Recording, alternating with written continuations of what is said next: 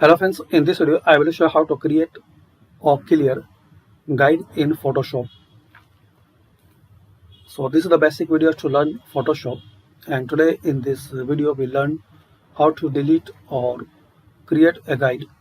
So hover cursor to view, and here is the option guide.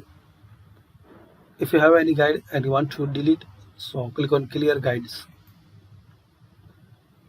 If you want to create, so view and click on new guide. Select horizontal or vertical. Give the centimeter,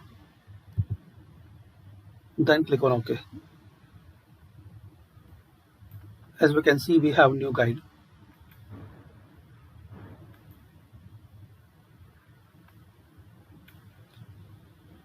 Give the position centimeter number, horizontal now. That's it. So thanks for watching, and guys, please share, like and subscribe this channel for more useful videos.